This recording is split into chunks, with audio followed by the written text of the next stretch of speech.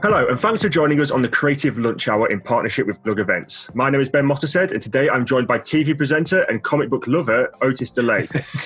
After being talent scouted during an appearance on Blind Date, Ortis has been on our screens for 25 years, having first risen to popularity as a key presenter on an array of children's TV shows such as Trouble TV, Exchange, and Alive and Kicking. In 2009, he joined the popular technology program, The Gadget Show, as a co-presenter, making a return in 2014 after a 2-year hiatus. Ortis, it is lovely chatting with you today.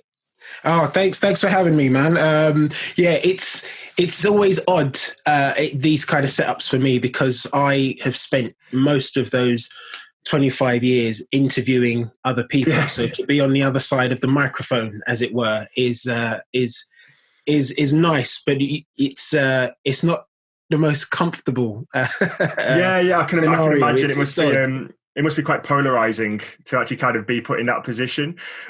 So obviously, I imagine that most people tuning in will know who you are, but for those who maybe aren't aware fully of like your obviously career and your background, can you just briefly sort of talk about yourself, where you've come from, and what you're currently doing? Yeah, how do you make brief 25 years? Yes, I was discovered after an appearance on Blind Date back in '94. This led to some work doing pilot shows for ITV. I got picked up by TCC, which was the children's channel. The children's channel grew up after about 2 or 3 years and became Trouble, which was a station that showed teen content. It was only a cable and satellite channel, but our access and our reach was huge.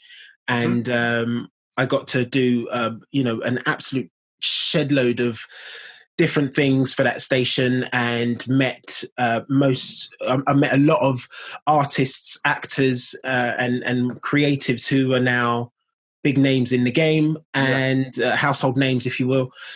From there, I went to CBBC, and as you said, did a bunch of shows, Live and Kicking, Short Change, Exchange. I was there for 10 years.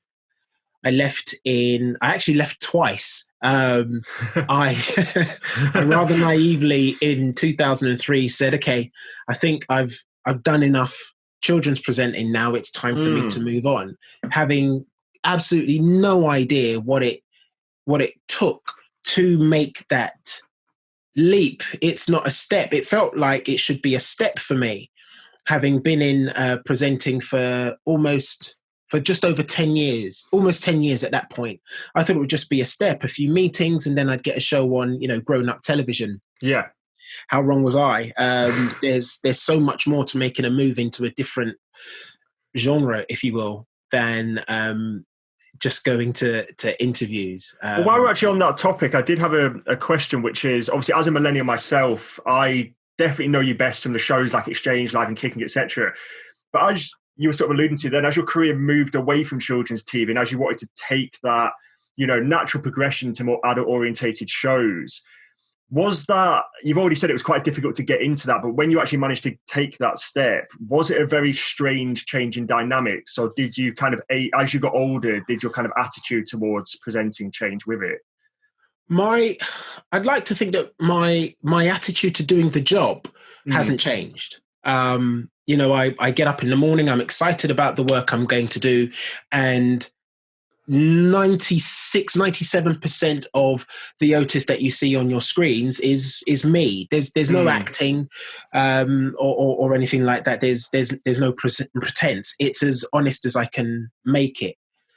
And so in 2003, I felt that perhaps I couldn't be a children's presenter anymore, because I was concerned that those children watching wouldn't believe me or believe in me anymore. They'd watch and see an older guy. Yeah, he's not cool anymore. He's older than my dad. Why is he still doing the shows that I want to watch? This was my thinking.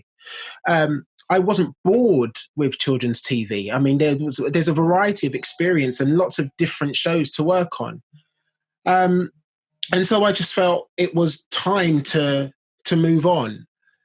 And it was an incredibly difficult step, because I had become typecast in a similar way to actors. You know, if an actor only does gangster movies, for him or her to then come out and try and do a rom-com, for example, a lot of the industry won't have it. Yeah. Because the audience won't believe them. But they're actors, and surely it's their job to do the convincing. And with me, you know, even though my presenting role was in children's television, that was the arena I was working in, I was an adult in my late 20s. And when I wasn't in front of the camera, I was talking to people my age. I never changed the way I spoke to appeal to kids. It was always me, maybe a little more excitable, maybe a little bit slower, just so that the children watcher could understand what I was saying. But in terms of my demeanor and my main way of communicating, there was no difference. So I felt, put me in front of an adult audience, and the engagement shouldn't really be any different. But the industry thought very differently. They felt that grown-ups didn't want to watch a children's presenter or a former children's presenter on their screens telling them about serious stuff or whatever it was I would be hosting. So I spent many years trying to convince those decision makers in the industry that I was capable of doing it. And in the end, it actually took a fan of my work at CBBC to give me the break I needed to move away from that. And that was the exec producer on the Gadget Show at the time. Okay. So I don't know that anything I did at the time to move out of children's presenting actually convinced those making the decisions that I was able to do it. And I think even now, people look at me as that gadget guy. So if I now wanted to move into a different arena, health and fitness, for example, or maybe, go into documentaries, as is something I'm trying to do. Again, I've got that challenge of trying to convince people that I'm capable of talking about subject matter that I'm passionate about. Like I wouldn't try and be a horse racing commentator. I don't know anything about it. I also made the mistake, because the industry is great for telling you what you are good at and what you aren't good at. About 12 years ago, I made the mistake of trying my hand at being an anchor for athletics. And that didn't go so well either. And my career took a 2-year pause as a result of that. So lessons were learned. I now know what I am good at, or have a much better idea of where my strengths lie. But I still have that battle trying to convince people that I'm capable of doing the things that they haven't seen me do. So do you think the onus of that falls more on, the people who are programming the content to have a bit more of an open mind about the talent they're bringing in? Or do you think it's a bit of like to and fro, like it's on the talent to be adaptable, to show themselves in that light? But is it also a case of media platforms, etc., just having an open mind in regards to who they cast to host these sort of shows? Definitely a case of both. Well, absolutely a case of both, but I do feel that the impetus lies more with the program makers.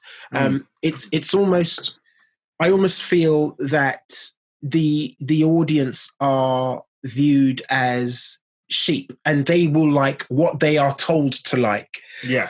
And the evidence of that is how many of the same types of show you see across the board, across the channels. When there's a hit format for a reality show, every channel wants the same thing. Yeah. And they continue to do the same thing until someone takes a risk and does something different. When that someone does something different, everybody follows again. There isn't really a channel out there that is at the forefront of making new and innovative television all the time. Yeah. Every time. Yeah. Apart from perhaps Netflix, which I believe is leading the way in terms of programming, because they are, well, the industry will say they're taking risks because they're doing stuff that goes against the grain, or they're telling stories from niche markets. But these shows are doing phenomenally well. They've got people talking about them, and they've got other channels and production companies now emulating what they're trying to do. Yeah. And so I hope that that is the beginning of a new breed of programming, or it was the beginning of a new breed of programming until this happened, what we're currently experiencing. And obviously, like right now, with the current state of the sort of coronavirus and obviously the lockdown, it has kind of put a massive pause on the amount of sort of shows that are being produced, and there's a lot of reruns out there, etc.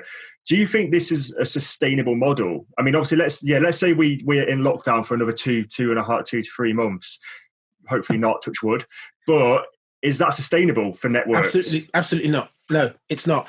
In my view, for on a number of fronts. One, there are only so many repeats that a station production company will have, and two, there's only so many repeats that an audience will watch. I think as a British audience, we love nostalgia. So yes, dig deep in the crates, go way back in the archives and bring back some long lost memories. But I feel that's only going to work for one or two demographics. Younger people hunger for new and innovative content. And if producers aren't staying on top of that, then they're going to lose viewers. How do you combat that? It's incredibly difficult, because it's really difficult to make a TV show, a movie, or a documentary whilst maintaining social distancing. It's almost impossible. How do you do that? People are eventually, I feel, going to get sick of this TV format, what you're seeing at the moment. A screen split into a number of equal size different screens, because as well as people can talk about a given subject, there's no dynamic. There's no cameraman to provide movement. There's no sound man to provide perfect sonics when it comes to people talking or working on explosions and stuff like that. So the worry is the market will eventually stagnate and will hanker for a time when lockdown restrictions are released, so that we can get out there and be creative again. And I'm really keen to see how what we've experienced will affect that level of creativity. What is it we're going to see on the other side of this? Well, you kind of interesting how you sort of spoke about Netflix just then, and obviously the sort of content they're putting out, and the fact they are investing so heavily in kind of, indie filmmakers or scripts, etc. For someone who's spent, the vast majority of your career kind of on broadcast television, how do you view these kind of platforms as competition? Or do you think there's actually something that can be learned from these platforms that mainstream sort of media providers aren't necessarily adopting as quickly as they could be? Again, both. There are definitely lessons to be learned. As I mentioned earlier, subject matter that is regarded as niche isn't anymore, especially when you've got a global platform for transmission. There are shows about, we know food shows are popular. And they're popular the world over because everybody eats, and most people, enjoy the process of at least eating, if not preparing. So every platform going has a strong stable of food shows. For me, where the differences come is the storytelling of individuals or groups of people that the masses may not be aware of, or indeed pastimes. Everything from skateboarding to BMXing to whiskey drinking to comic book collecting, all of those things that may have been considered, something that only geeks took part in, or nerds, scientists, and only a handful of people. It's the internet is the way you find other people around the world who think and feel in a similar way, and those are your audiences. And so I would like to think that domestic production companies will start to think, okay, well, it's a niche story, but there may be an audience worldwide. So let's make the show And even if we don't broadcast it here in the UK, then perhaps it could be sold to different territories around the world, and we can make our money that way. Because at the end of the day, it's still about making money. It's about getting advertisers on board. It's about getting viewers' eyes watching the content. And sometimes I feel that the purse strings situation dictates it all too much. But we're really in a situation where we are seeing how much money does make the world go round. Lots of companies are going under because of a lack of cash flow. We can see some countries are so focused on keeping the economy going or starting the economy again, they're not really paying any attention to the fact that their patrons, their nation is dying and suffering. So I hope that, as well as socially, there will be different behavior patterns from you and I going forward after this. I hope that television and media in general looks at the money it spends on its productions and the stories that it tells as well. It doesn't have to all be corona related, although you're probably going to see an absolute slew of corona related documentaries on broadcast television at the end of all of this. Just maybe the way we go about making content and the stories we tell hopefully will become broader, and we can hear more from those people who, if it's not a blockbuster tale, then, companies won't buy it. If they're not going to have, tens of millions of people crying whilst watching it all at the same time, they're reluctant to buy it. But I just think, there's a long game to be played here, where a documentary or something like that might be a slow burner. And stories about smaller communities within our country. There are interesting tales to be told, and I think they should be given a microphone and a camera to do so. So do you think in terms of audience, do you think there's a risk of kind of segregation of different audiences by sort of ignoring platforms? So an example, for instance, when BBC Three, or BBC moved BBC Three on solely online, and BBC Three was kind of the only channel at the time that was kind of capturing that millennial audience. And they're also having a sort of a battle with new media at the moment, with people flocking to online streaming sites, etc. By kind of moving that one channel they had, which was kind of bringing in a younger market, do you think there's kind of a risk there that actually broadcasters will push people onto online media and then allow them to kind of go to Netflix or get pulled in by ad space into these different streaming sites, rather than investing purely in broadcast media to try and create new and interesting content? I think one of the ways to ensure your audience keeps coming back to you is give them stuff that they want and stuff that stimulates them. So if you're putting out rubbish, then of course you're going to start hemorrhaging viewing figures. If you put content on that engages your audience and gets them talking to their friends about it, and sharing links to your content, then there's less for you to worry about. So I was surprised when the BBC announced that they were moving the BBC Three's content online, only because the BBC is such a massive corporation and quite dinosaur-like in its decision-making. This represented quite a risky and innovative decision on their part. I think it was a fantastic decision. Because the audience that most of the BBC Three content is made for look online for their stuff. So why not make it really easy to find that content online? I think it was an absolutely boss move. And the content that they're making is still really, really top class. It still feels considered in a BBC sort of way, but the stories being told, and I know I keep coming round to this, it is about the stories that you tell, chime with that age group, and so that works for them.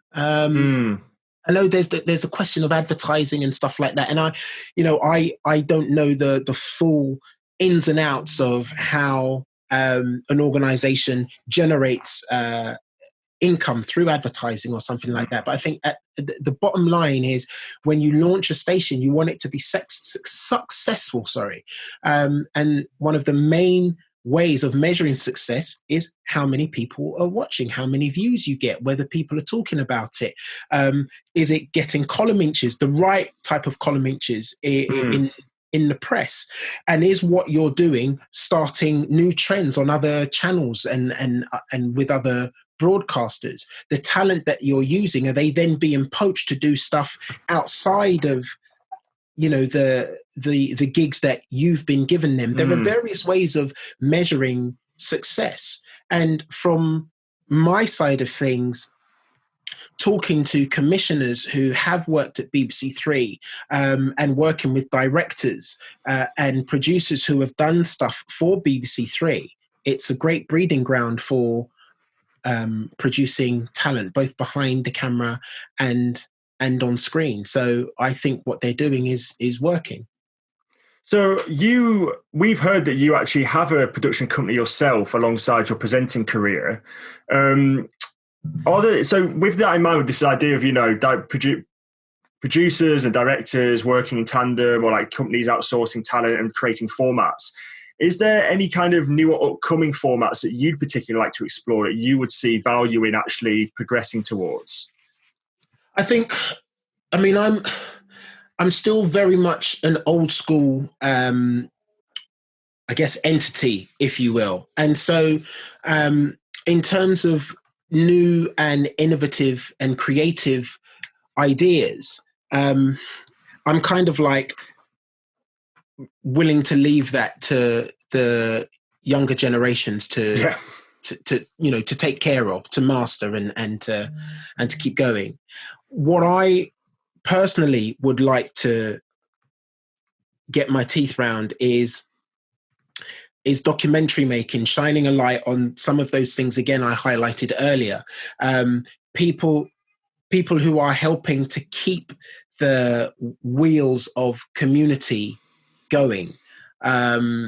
Stories from and about ethnic minorities who are working away in the background or in parallel to bigger organizations, bigger cultural movements that we don't hear about or see.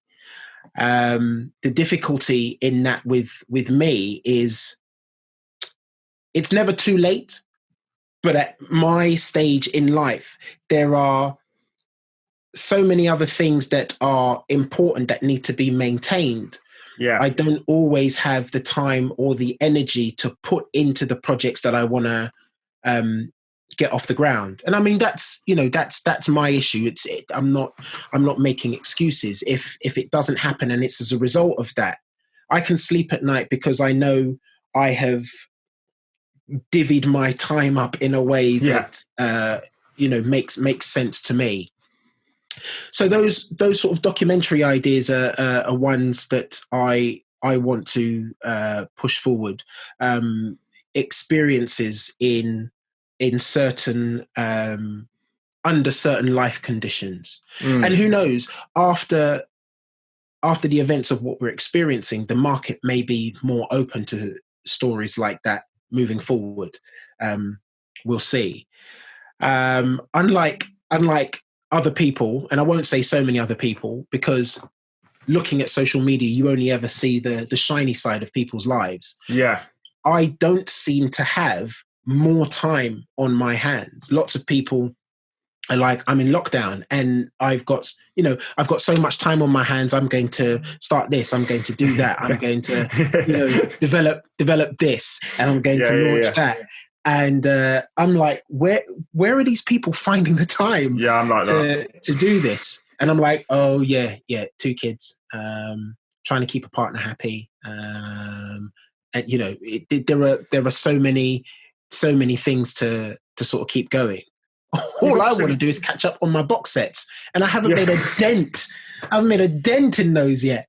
But you've also got to take time for yourself, and you've got to make sure that you're mentally okay. And obviously, like you were saying, when you've got 2 kids and you've got a partner and you've got to keep your kind of personal brand going, and you've also got to look after yourself. there isn't that much time in the day to be able to tick off all those from a list. There really isn't. And I'm a man who really likes at least 8 hours of sleep a night. Anything less than that, and it kind of messes up the rest of the following day. But I think mental health is very important. If you're not functioning well mentally, the cascade of events, negative events that it can have on your social and physical being is it can be quite devastating. Yeah. So the most important thing for me is to make sure that, you know, I can be the best version of myself that I can be. And then everything else comes into play after that. Being a father, being a good husband, and then maybe having a little bit of time to get creative and new ideas off the ground. But I think number one is mental attitude, mental health, should I say. And more and more people are talking about that. And I don't think there could ever be enough people sharing how they're feeling right now, not just from the point of view of getting it out of themselves, because that helps, but also showing others that, oh wow, they're talking about it, and so maybe I can find someone to talk about it with too. And it doesn't have to be face to face with somebody.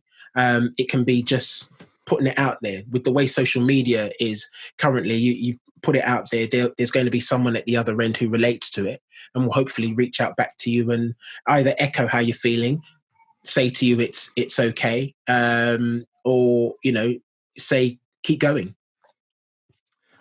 Amazing. I would have actually liked to have ended on that, because I think that was a really poetically put statement. But we have only got a couple of, we're down to the last 5 minutes, got a couple of questions left. I've kind of alluded to this so far, or not alluded, but I've kind of pushed this question back a little bit because we were in such a nice flow about, you know, broadcasting. But obviously you returned to the Gadget Show in 2014. A lot of your current life is based in tech, current tech, future tech. Is there anything that's coming out at the moment, or things is coming out in the future that you're particularly excited about in the world, in terms of the world of technology? Let's think. I mean, I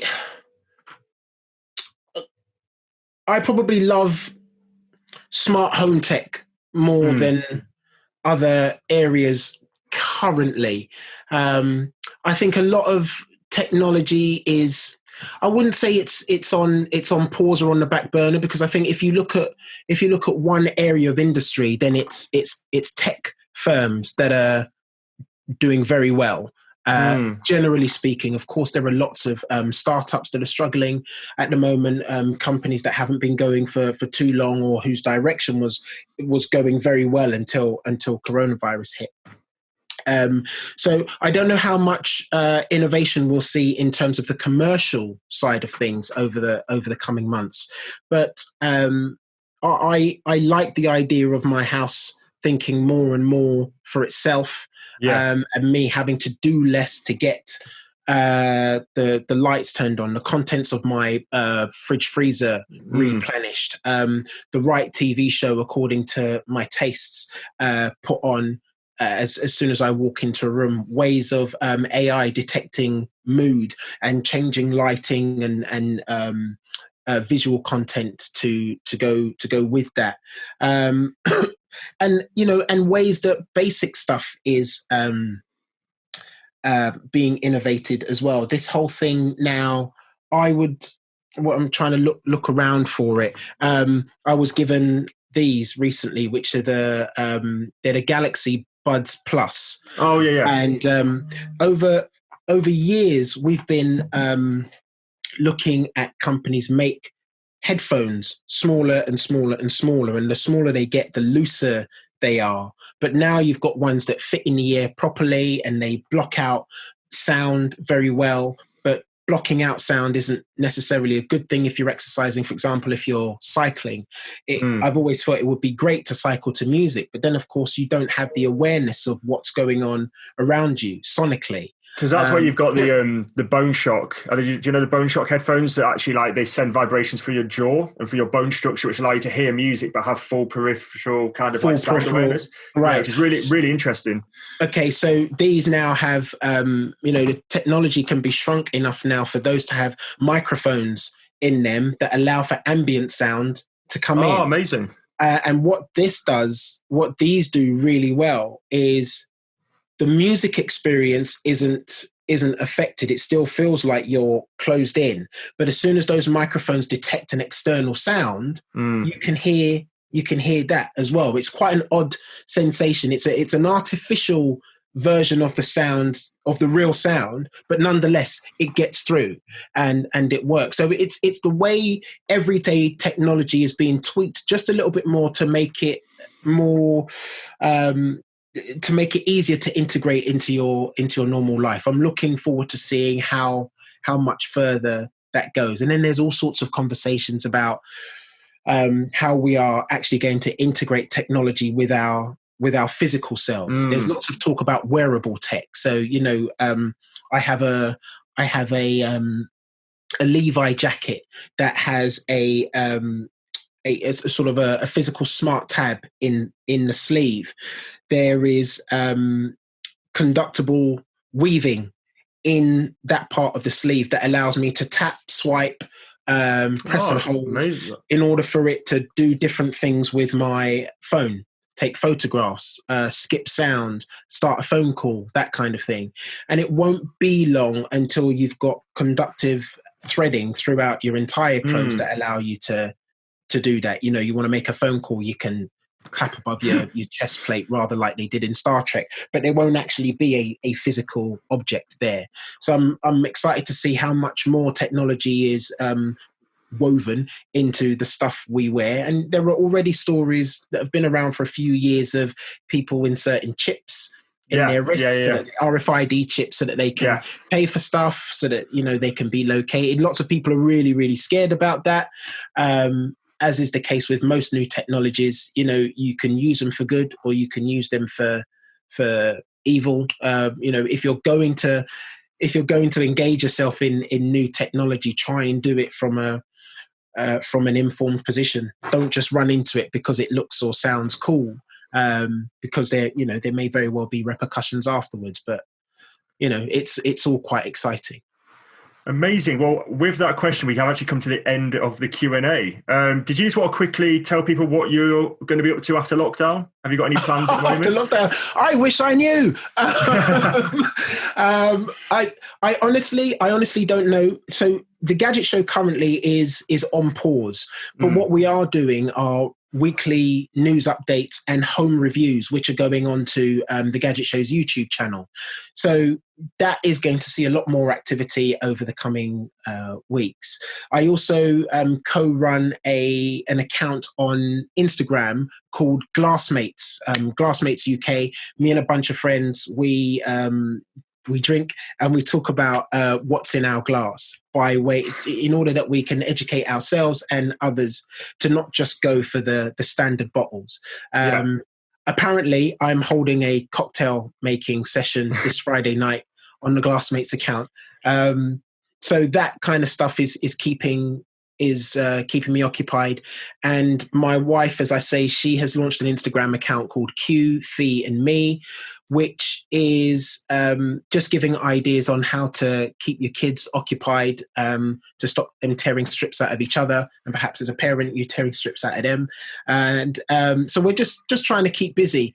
At the end of all of this, who knows, I might be doing something completely different, but that's the exciting and scary thing about one of the additional exciting and scary things about what we're going through at the moment. Amazing. Well, with that, we have come to the end. Thank you so much for being on this with us, Otis. It's been amazing. My absolute pleasure, to hear your take. My absolute pleasure. Thank you. It's great to hear that you and your family are doing well, though, and everything's ticking along. And actually, just your insights into, especially like the sort of, the media hemisphere is so fascinating for someone like myself who hasn't actually had a career in that. And I'm sure anyone who's been listening has also took a lot away from this. So again, thank you so much, and I hope you have a lovely day. Thank you. You too. Take care.